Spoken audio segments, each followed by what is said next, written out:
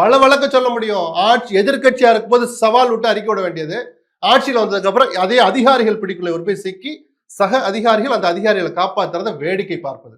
அதுக்கு தான் இன்னைக்கு அவர் தலை குனிஞ்சு நிற்கிறார். நிச்சயமாக இது ஸ்டாலினுக்கு தலை குனிவு தான். வெறுமனே ஒரு காவல் நிலையத்தில் நடந்து யாரோ ஒருத்தர் அடிச்சு ஒத்துக்கிறேன், பிராக்டிக்கலா யாரோ ஒருத்தர் அடிச்சான் தான். யார் பொறுப்பேற்கணும்? ஜட்ஜி சொன்ன அதே வார்த்தை, தார்மீக பொறுப்பு ஸ்டாலின் தான் ஏற்கணும்.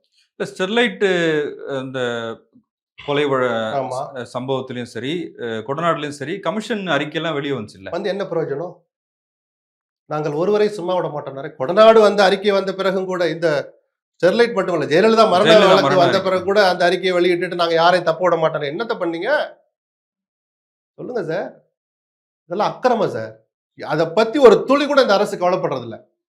ஆனா அதாவது இப்ப இதுல நிறைய சந்தேகங்களே எழுப்புறாங்க. இப்ப புகார் கொடுத்த பின் வந்து வாய்மொழியா தான் கொடுத்தாங்க, எஃப்ஐஆர் போட்டது லேட்டு சார். எஃப்ஐஆர் அடிக்கிற போதெல்லாம் எஃப்ஐஆரே போடலைன்னு ஒரு தகவல் இருக்குது. நடந்தது எதுவான ஒரு உயிரை பறிச்சுட்டாங்க, பறிக்கலாமாங்கிறதா கேள்வி. எஃப்ஐஆர் போட்டுக்கொட்டும், இவர் திருடனதாவே வச்சுக்கோ. அவர் சட்ட பாக்கெட்ல இருந்து 8.5 பவுன் 10 பவுன் செயினை எடுத்துட்டோம் கூட சொல்லட்டும் சார். சொல்லலாமா சார்? அதனால சொன்னேன், பிராக்டிக்கலாவும் நான் யோசிக்கிற பத்திரிகையாளர். 2 தட்டு தட்டுறது வேற, 2 காதுகளிலும் ரத்தம் வந்து மீதி 16 இடங்களில் காயம் ஏற்பட்டிருக்குன்னு ஒரு பிரேத பரிசோதனை வர்ற அளவுக்கு ஒருத்தர் அடிக்கிறதுங்கிறது வேற சார். மனிதாபிமானம் வேணாமா? அந்த 6 பேரை யோசிச்சு, அந்த 6 பேருக்கு அண்ணன் தம்பி இல்லையா? சொல்லுங்க. அவங்க அக்கா தங்கச்சியை கட்டி கொடுத்தோட மாப்பிள்ளைங்க இல்லையா? அந்த வயசு தானே சார். ஒரு சகோதரர் சொல்றாரு, பக்கத்து கடையில தான் மிளகா பொடி வாங்கினாங்கலாம் பேசப்படுது. ரொம்ப அதை போய் பேசினா வேதனை தான் வரும். அதனால நடந்தது அக்கிரமம், படுகொலை தான். அது நிச்சயமாக படுகொலை தான்.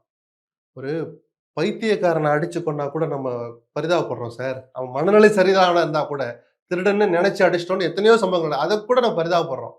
தன்னுடைய ஏழ்மையின் காரணமா லஞ்சம் கொடுத்து தான் சார் அந்த வேலைக்கு வந்திருப்பான். சும்மா எல்லாம் காவலாளி வேலை கிடைக்கிறது இல்லை சார். எனக்கு தெரியும் சார். அது மிக புகழ் வாய்ந்த கோயில், சும்மா சாதாரண ரோட்டோர இருக்கிற பரத்தடி கோயில் கிடையாது. இந்து சமயத்துல ஆமா, அதனுடைய மிக புகழ் வாய்ந்த கோயில், சக்தி வாய்ந்த கோயில். நம்பிக்கை எல்லாம் உண்டு எனக்கு. கோயிலுக்கெல்லாம் போயிருக்க வந்தான். அப்ப அந்த கோயில்ல ஒரு இடம் கிடைக்குது, ஒரு வேலை கிடைக்குதுன்னா அவன் சும்மா போய் சேர்ந்திருக்க மாட்டான். வயிற்று பழுப்பு தானே சார் அவன் போறான். அவன் திருடனாவே இருக்கட்டும் சார். உயிர் எடுக்கலாமா சார்? உயிர் எடுக்கிறது எப்படியா சார் எடுப்பீங்க? அதாவது அடிபடாத இடமே இல்லைங்கிற அளவுக்கு அந்த அறிக்கை எடுத்து படிச்சு பாருங்க சார். இது அரசியலா பேசுறவங்களை எப்படி பாக்குறீங்க? அதாவது பேசக்கூடாது சார். No sir. ஒரு துளி கூட அரசியல் பேசக்கூடாது சார். அப்படின்னா அஜித்குமாரோட பணத்தை வச்சு அவங்களும் அரசியல் பண்ண அர்த்தம். ஏன்னா அதே சாத்தான்குளத்தை வச்சு ஸ்டாலினும் அரசியல் பண்ணவர் தான். அவர் அரசியல் பண்ணி ஆட்சிக்கு வந்து என்ன லட்சணத்துல வச்சிருக்கிறார் அந்த வழக்க?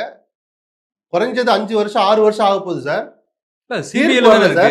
எங்க ஒரு தீர்ப்பு வர வைக்கிறதுக்கு என்ன பண்ணிருக்கணும் இவரு?